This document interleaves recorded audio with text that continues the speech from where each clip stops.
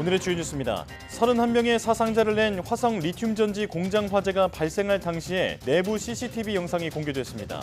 리튬 전지 더미에서 첫 폭발이 일어난 지 40여 초 만에 연쇄 폭발이 일어나며 내부가 검은 연기로 뒤덮였습니다.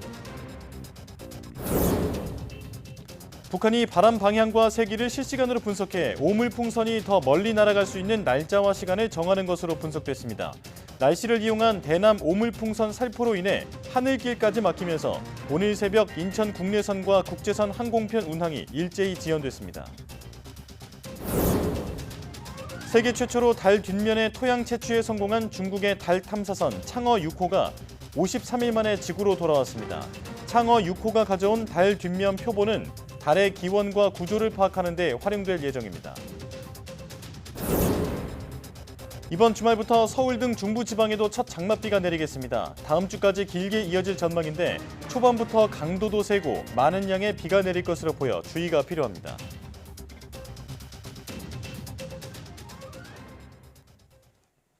여러분 안녕하십니까? 6월 26일 사이언스 투데이입니다. 경기 화성 아리셀 공장 화재 당시 첫 폭발이 일어난 지 불과 42초 만에 시커먼 연기로 뒤덮이며 암흑천지로 변하는 참혹했던 최초 발화 순간 모습이 CCTV 화면에 생생하게 잡혔습니다. 이처럼 순식간에 불길이 번지면서 직원들이 제대로 대피하지 못했고 결국 대부분 작업장 내부에서 숨진 채 발견됐습니다. 신지원 기자입니다. 공장 한켠에 쌓인 리튬 전지 더미에서 갑자기 하얀 연기가 뿜어져 나옵니다. 지나가던 직원이 놀라 뒷걸음질치고 다른 직원들은 다급히 배터리 상자를 옮깁니다. 이내 두 번째, 세 번째 폭발이 이어집니다. 작업장에 있던 소화기를 뿌려보지만 되려 여기저기 불꽃이 튑니다. 리튬 특성상 고온에 노출되거나 수증기와 접촉하면 순식간에 위력이 커질 수 있기 때문입니다. 이렇게 처음 연기가 피어오른 지 42초 만에 공장 안은 검은 연기로 가득 찼습니다. 직원들이 미처 빠져나가기 전에 불길이 번지면서 사망자 23명 중 21명은 이 작업실 안에서 발견됐습니다. 이분들이 놀래서 이쪽 안쪽으로 대피를 했습니다. 안쪽으로 대피를 하다 보니까 이쪽은 다 막혀 있습니다. 이쪽 출입문을 나와서 이쪽 비상구로 내려가든가 이쪽으로 나와서 이쪽으로 가시든가 해야 되는데 출입구 쪽에 리튬 배터리가 쌓여 있던 만큼 대피 경로가 차단됐을 가능성과 함께 사전 안전교육이 미흡했다는 지적도 나옵니다. 경찰과 소방당국은 정확한 화재 원인과 인명피해가 컸던 이유를 밝히기 위해 4시간 넘게 합동 감식을 벌였습니다. 그런데 현장 감식 이후 다시 연기가 발생했다는 재난 문자가 발송되면서 주민들은 또 한 번 놀란 가슴을 쓸어내렸습니다. 시 관계자는 공장에 보관하던 배터리 잔해에서 연기가 발생한 것이라며 추가 화재 우려는 없는 상황이라고 전했습니다. YTN 신지원입니다. 23명이 숨진 경기 화성시 아리셀 공장에서는 이틀 전에도 불이 났지만 업체 측이 진압해 별도로 알리지 않은 것으로 파악됐습니다. 또 최근 3년간 자체 소방시설 점검 결과도 양호하다고 신고했는데 문제는 없었는지 수사가 필요합니다. 권민석 기자입니다. 온통 암흑천지로 변한 공장 내부를 감식자들이 분주히 오갑니다. 숯덩이가 돼버린 철골과 집기가 뒤엉켜 어떤 게 타고 남은 건지 분간조차 어렵습니다. 그런데 23명이 숨진 공장 2동에서 불과 이틀 전에도 화재가 있었던 것으로 확인됐습니다. 이번에 참사가 발생한 2층이 아니라 당시엔 1층에서 불이 났습니다. 이때도 화재 경보가 울리고 근로자들이 급히 대피한 것으로 전해졌습니다. 업체 측은 따로 빼놓은 불량 배터리에서 갑자기 불길이 솟아 자체 진압했다고 밝혔습니다. 배터리가 온도가 급상승하는 것을 스스로 알아채서 자체적으로 그걸 불량으로 인지를 하고 그거를 푸드박스라고 하는 별도 공간에 비치를 해서 혹시 모를 상황에 대비를 해놓은 상황에서 얼마 지나지 않아서 화재가 발생한 겁니다. 하지만 소방당국의 화재 발생 사실과 조치 결과를 별도로 신고하진 않았습니다. 119 종합상황실에 2달치 기록을 확인했는데 신고 접수된 건은 없었습니다. 화재에 실시간 대응해 적절히 처리했고 작업 재개에 문제가 없다고 판단했기 때문이란 게 업체 측 해명입니다. 또 2급 소방안전관리 대상물로 자체 점검 대상인 공장은 최근 3년간 직접 소방시설을 검사한 결과 아무런 이상이 없었다고 당국에 보고했습니다. 정기적으로 저희가 그 관련된 법에 의거해서 적절하게 받았던 걸로 파악하고 있습니다. 그러나 공장에 있던 리튬 배터리 3만 5천 개 가운데 단 하나의 폭발이 순식간에 초대형 화재로 이어진 만큼 업체 측 소방 점검이 제대로 이루어졌는지 수사를 통해 밝혀야 할 것으로 보입니다. YTN 권민석입니다. 31명의 사상자가 발생한 경기 화성의 리튬 전지 제조 공장이 과거 허가량보다 많은 리튬을 보관하다가 적발됐던 것으로 드러났습니다. 경기 남부 소방본부는 불이 난 공장이 지난 2019년 허가량의 23배가 넘는 리튬을 보관하다가 적발돼 벌금 처분을 받았다고 밝혔습니다. 이듬해인 2020년에는 소방시설 일부 작동이 불가능한 사실이 적발돼 시정명령을 받기도 했다고 덧붙였습니다. 또 해당 공장이 리튬 보관 창고가 아니라 일반 제조 공장으로 분류돼 설치 기준에 못 미쳐 스프링클러가 없었다고 설명했습니다. 소방당국은 이번 화재와 관련한 규칙 위반 사항을 철저히 조사할 방침이라고 전했습니다. 경기도 화성시 리튬 전지 공장 화재로 인해 유해 화학물질은 유출되지 않은 것으로 확인됐습니다. 환경부는 사고 현장과 주변 지역에서 28차례 화학물질 농도를 측정한 결과 사고 업체에서 취급하던 유해 화학물질이 기준치 미만으로 검출됐다고 밝혔습니다. 리튬 전지가 불에 타면서 불화수소가 발생했을 가능성이 제기됐지만 환경부는 자연적인 조건의 농도보다 낮게 나타났다고 설명했습니다. 이와 함께 화재를 진압하는 데 쓰인 소방용수 등이 인근 하천에 유입되지 않도록 근처 구름천 합류 지점에 방제선을 구축하는 등 예방 조치를 했다고 덧붙였습니다. 이번 리튬 전지 공장 화재 사건으로 1차 전지, 2차 전지 얘기가 계속 나오고 있는데요. 1차 전지와 2차 전지 차이점은 무엇인지, 또 리튬을 대체할 물질은 없는지 임늘솔 기자가 알아봤습니다. 1차 전지는 한 번 쓰고 버리는 전지로 흔히 가정에서 쓰는 건전지가 대표적입니다. 알칼리 건전지와 니켈 카드뮴 전지, 아연 탄소 전지 등이 있는데 리튬 1차 전지는 수명이 길어 최근 원통용 알칼리 전지를 대체하고 있습니다. 에너지 효율이 높은 리튬 1차 전지는 스마트 그리드 계량기나 통신 장비, 카메라와 같은 소형 가전, 전자태그 장치 등에 주로 쓰입니다. 문제는 리튬 자체가 수분에 취약한데 물방울 하나만 떨어져도 불이 붙을 정도라는 겁니다. 리튬이 물에 닿으면 급격한 발열 반응으로 인해서 반응과 함께 주변 온도가 뜨거워지고 수소가스가 발생하게 됩니다. 만약 발생된 수소가스가 폭발하게 되면 폭발의 위험성이 배가 됩니다. 이러한 위험성에도 불구하고 전지 개발에 주로 리튬이 활용되는 이유는 높은 에너지 밀도 때문입니다. 같은 부피 질량 안에 많은 에너지가 들어가는 데다가 가벼워서 전지로 만들었을 때 휴대성까지 올라갑니다. 1차 전지로 만들었을 때는 가볍고 일회 사용 시간이 길어지는 장점이 있고 2차 전지로 만들면 배터리 용량 감소 없이 고속 충방전까지 가능합니다. 리튬 전지를 사용하는 이유는 다른 전지 대비 전압이 상대적으로 높아서 높은 에너지 용량을 제공해 줍니다. 예를 들어서 기존 전지는 1.5V라고 하면 리튬 전지는 보다 더 높은 3.7V 정도 전압을 전달해 주기 때문에 리튬 전지를 많이 사용합니다. 국내는 물론 전 세계 과학자들은 탈리튬을 위한 대체 전지 개발에 힘쓰고 있습니다. 대체제로 2차 전지에 해당하는 나트륨 이온 전지, 아연 공기 전지, 바나듐 레독스 플로우 전지 등이 있지만 에너지 밀도나 가격 등의 문제로 산업 현장에서 당장 선택받기는 쉽지 않을 거라는 게 전문가들의 의견입니다. YTN 사이언스 임늘솔입니다. 이번에 참사가 벌어진 공장은 리튬 1차 전지를 생산하는 곳이었죠. 그렇다면 2차 전지는 안전한 건지 관심이 쏠리고 있습니다. 전문가들은 2차 전지의 화재 위험성이 더 클 수 있다며 철저한 대비가 필요하다고 지적합니다. 최두희 기자입니다.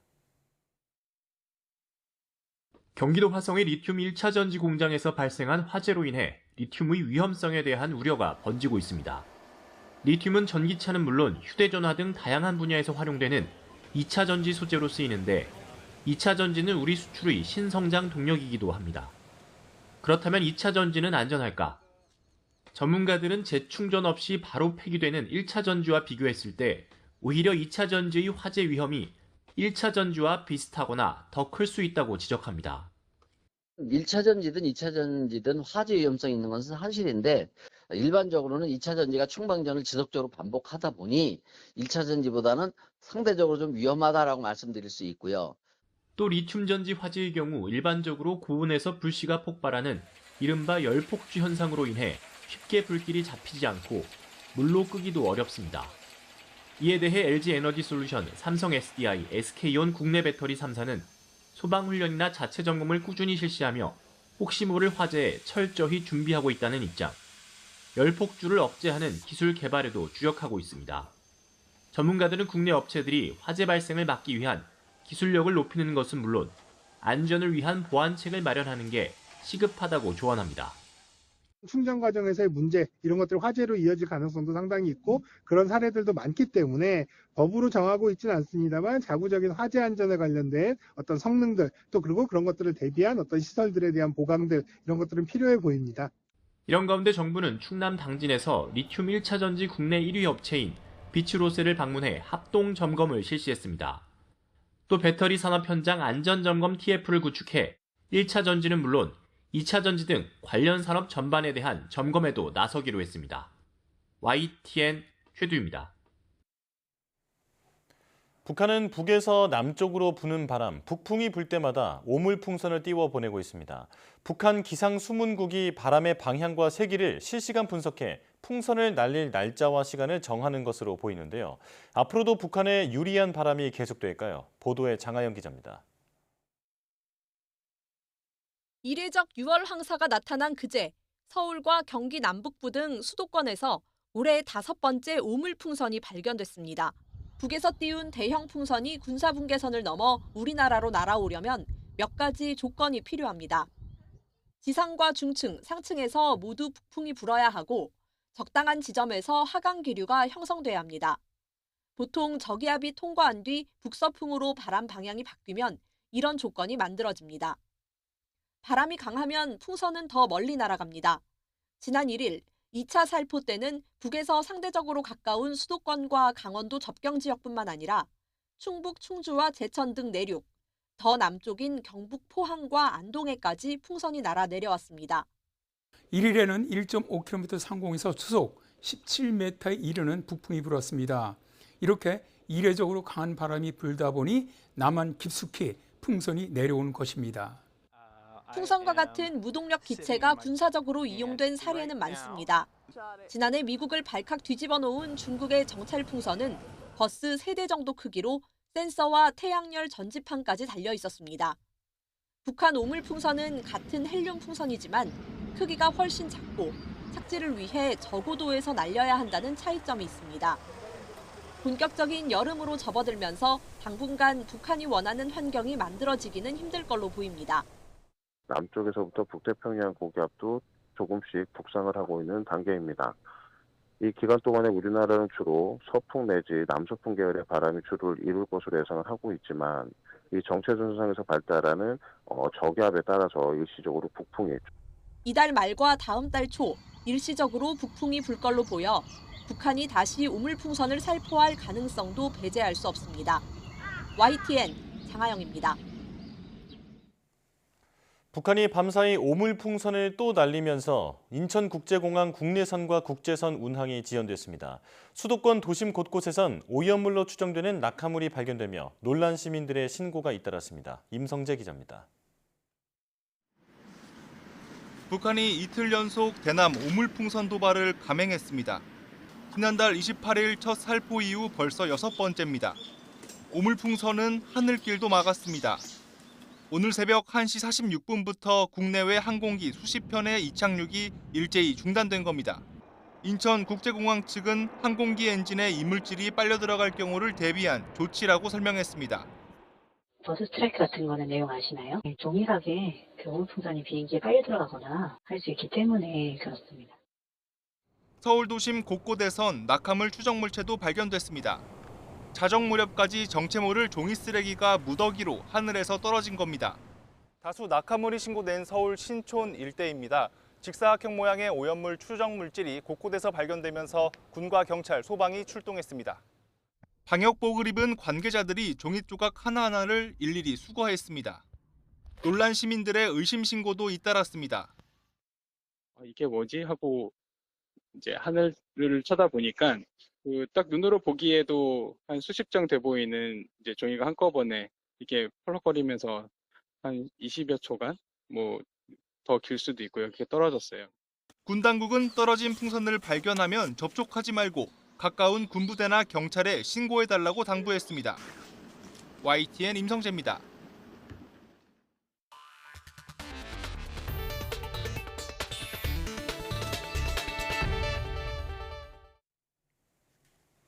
세계 최초로 달 뒷면 토양을 채취한 중국 우주 탐사선 창어 6호가 53일 만에 지구로 돌아왔습니다.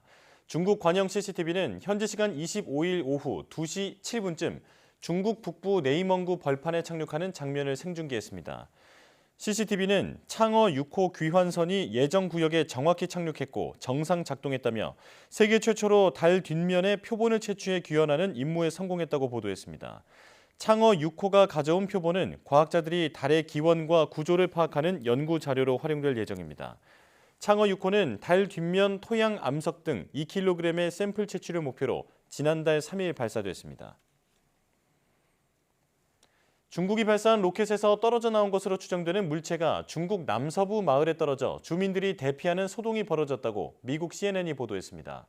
영상에는 로켓 잔해로 보이는 물체가 노란색 연기를 뿜으며 떨어지자 마을 주민들이 놀라서 달아나는 모습이 담겼습니다. 영상이 온라인에 오른 시점은 지난 22일 오후 3시쯤이고 영상이 촬영된 곳은 쓰촨성 남동쪽에 인접한 구이저우성 셴차오 마을입니다. 당시 중국은 쓰촨성 시창 발사센터에서 프랑스와 공동 개발한 우주 감마선 폭발 관측용 위성을 창정 2C 로켓에 실어 발사했습니다. 소셜미디어에 올라온 영상에 등장하는 목격자들은 잔해가 땅에 추락한 뒤에 큰 폭발음이 들렸다면서 톡 쏘는 냄새도 났다고 말했습니다. 이번 주말에는 중부지방에도 첫 장맛비가 내리겠습니다. 초반부터 강도가 셀 것으로 예상되는데 내일 늦은 밤부터는 제주와 남부지방에도 다시 장맛비가 쏟아질 전망입니다. 김민경 기자입니다. 한반도 남쪽 해상에 긴 띠 모양의 구름. 지난 주말 제주도와 남부지방에 장맛비를 뿌리고 남쪽으로 물러난 장마전선입니다. 다시 점차 내륙으로 올라와 토요일인 29일부터 중부지방에 첫 장맛비를 뿌릴 전망입니다. 중부 장마는 지난해보다 3일, 예년보다는 4일 늦습니다. 지난주부터 장마가 시작된 제주도와 남부지방은 예년과 비슷했습니다. 장마전선을 밀어올리는 북태평양 고기압이 북쪽보다는 중국 서쪽으로 확장하고 있어 빠르게 중부지방으로 올라오지 못했기 때문입니다. 기상청은 주말 중부 장마 시작과 함께 일부 지역에는 강한 비가 내릴 가능성이 있다고 경고했습니다. 북태평양 고기압 가장자리를 따라서 들어오는 수증기에 더해서 중국 남부 쪽에서 들어오는 수증기까지 우리나라 쪽에 들어올 것으로 예상을 하고 있습니다. 한반도로 수증기의 통로가 열리게 되는 겁니다. 특히 중부지방에서의 첫 장마는 주말과 휴일 이후 다음 주까지도 계속될 걸로 보입니다. 이미 장마가 시작된 제주도와 남부지방에는 오늘 밤부터 또 한 차례 장맛비가 쏟아지겠습니다. 내일까지 제주 산간에 최대 150mm, 제주 내륙에 50에서 100mm의 많은 비가 내리겠고 남부지방에도 많게는 60mm가 예상됩니다. 특히 내일 제주도에는 돌풍과 천둥 번개를 동반한 시간당 30mm 이상의 강한 비가 집중될 걸로 보입니다. YTN 김민경입니다. 미국 북동부를 강타한 폭염에 에이브러함 링컨 전 대통령의 밀랍 조형물이 눈사람처럼 녹아내렸다고 일간 워싱턴 포스트가 보도했습니다. 이 매체에 따르면 워싱턴 DC 게리슨 초등학교 교정에는 올해 2월 의자에 걸터 앉은 링컨의 모습을 묘사한 약 1.8m 높이의 밀랍 조형물이 설치됐습니다. 하지만 섭씨 35도 안팎의 기온이 며칠째 이어지면서 조형물은 순식간에 제 모습을 잃어가 24일 아침에는 머리가 사라지고 왼쪽 다리가 상체에서 분리됐다고 WP는 전했습니다. 조형물을 제작한 예술가 샌디 윌리엄스 4세는 주변 온도가 섭씨 60도에 이르지 않는 한 조각상이 녹지는 않을 거라고 생각했다며 아이스크림 녹듯 조형물이 망가지는 건 상상하지 못했던 일이라고 밝혔습니다. 해당 조형물의 설치를 지원했다는 현지 비영리 단체 역시 이처럼 급격한 변화는 예상치 못했다면서 이건 기후변화 문제의 심각성을 보여주는 것이라고 강조했습니다. 태국과 말레이시아 등 동남아시아에서도 산호초가 하얗게 말라 죽는 백화 현상으로 당국의 비상이 걸렸습니다. AFP 통신 등 외신에 따르면 말레이시아 농업식량안보부 어업국은 지난 4월에서 6월 진행된 연구를 토대로 자국 해양공원 산호초의 50% 이상이 백화 현상을 겪고 있다고 지난 23일 밝혔습니다. 어업국은 만약 백화 현상이 80% 이상 진행된다면 산호초 보호를 위해 일시 접근 금지 조처 등을 할 수 있다고 말했습니다. 인근 태국에서는 산호초 백화 현상과 관련해 오는 30일부터 피피섬 국립공원 내 일부 해역을 폐쇄하기로 했고 남부 푸켓, 뿔링섬 등 시리낫 국립공원 산호초 지역도 같은 이유로 폐쇄한 바 있습니다. 백화 현상은 산호초가 하얀 골격을 드러내는 것으로 산호에 색상과 에너지를 제공하는 작은 조류가 수온 상승으로 떠나거나 죽으면 나타납니다. 수온이 내려가면 회복될 수 있지만 백화 현상이 오래 지속되면 산호는 결국 폐사합니다. 백화 현상의 원인으로는 해수온 상승과 어류 남획, 무분별한 관광으로 인한 해양 오염 등이 꼽힙니다. 재난과 재해 상황에서는 무엇보다 인명피해를 막는 게 최우선입니다. 그런데 요즘 농산어촌 주택은 방 안에 있으면 안내방송을 잘 듣기 어려운 이중구조가 대부분인데요. 이런 문제를 해결하기 위해 자치단체가 최첨단 송수신기 보급에 나섰습니다. 김범환 기자입니다.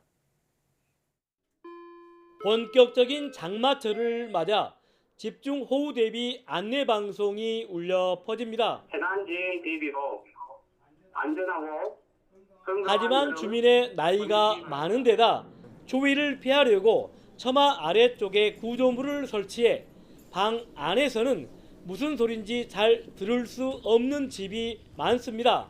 마을 주민들이 연루하다 보니까 저희들이 방송을 통해서만 이야기를 할 수 있는 것이 특히나 옛날 방송 통해서만 무슨 말인지를 잘 몰랐거든요. 이런 어려움을 덜기 위해 자치단체에서 집마다 수신기를 설치해주고 있습니다. 기관에서도 마을 방송을 따뜻하게 들을 수 있는 가정용 수신기를 집집마다 설치했습니다. 행정기관의 메시지를 마을 회관의 수신 단말장치가 받아 무선 송신기로 각 가정으로 보내고 유선으로는 5개 방송으로 이어집니다. 이 방송은 우리 주민들이 전체가 나이가 많기 때문에 밖에서는 잘 못 들었습니다만 안에 설치해 주니까 그렇게도 좋은 일이 없습니다. 우리 군에서 상당히 잘한 일이라고 생각합니다. 마을 이장이 유무선 전화로 가정용 수신기에 직접 전달할 수도 있고 주민들은 나갔다가 돌아와서 다시 들을 수도 있습니다. 각급 행정기관의 메시지를 휴대전화와 앱, 문자, 가정용 수신기 등을 통해 전달할 수 있는 4, 5 중에 촘촘한 안전장치가 갖추어지게 된 겁니다. 요즘에 시골집들이 대부분 이중창으로 되어 있어서 마을 방송으로 행정사항을 전달하는데 참 어려움이 많았습니다. 이번에 설치하는 댁내방송 수신기는 원활한 행정상황 전달뿐 아니라 급격한 기후변화를 위한 긴급 재난 대비 및 인명피해 예방에도 큰 도움이 될 것으로 기대하고 있습니다.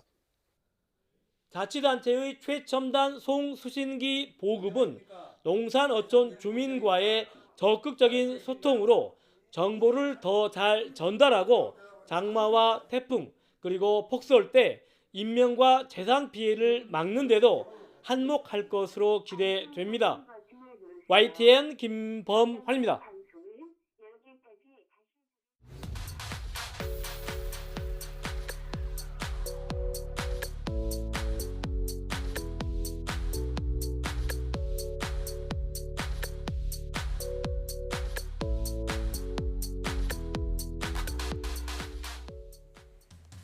불이 왜 시작됐고 직원들은 왜 대피하지 못했는지 리튬 전지 공장 현장 감식이 시작되면서 하나둘 문제점이 드러나고 있습니다. 화재에 취약하고 연쇄 폭발로 이어지기 쉬운 리튬 전지를 한 곳에 무더기로 쌓아놓은 점, 리튬 전지를 다루는 곳인데도 매화 설계가 돼 있지 않았던 점, 소방시설을 자체 점검하며 이상 없다고 신고한 점까지 살펴볼 점이 많습니다. 다시는 이런 일이 반복되지 않게 안전의 빈틈을 모두 찾아낼 수 있도록 철저한 조사가 필요해 보입니다. 뉴스 마칩니다. 고맙습니다.